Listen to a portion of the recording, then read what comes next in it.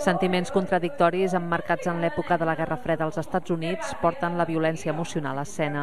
George i Martha, amb problemes greus d'alcoholisme, converteixen una vetllada amb una altra parella en un autèntic malson a qui té por de Virginia Woolf. Aquesta parella tenen un joc entre ells, un joc molt pervers, no?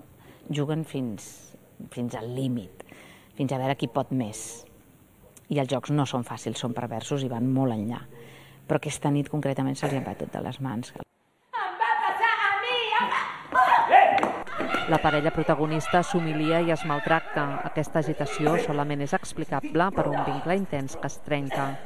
El treball del director amb els actors s'ha fet des de dins, en l'intent de buscar una veritat vital més enllà de l'actuació. Tratar de desaparecer todos los momentos de teatro, convenciones y lugares donde uno a veces tira o se ancla como para resolver situaciones. Per això els actors han hagut de despullar-se de tot allò que coneixen sobre l'obra i els personatges, incloent-hi la interpretació mítica d'Elizabeth Taylor i Richard Burton en l'adaptació per al cinema que en va fer Mike Nichols l'any 1966.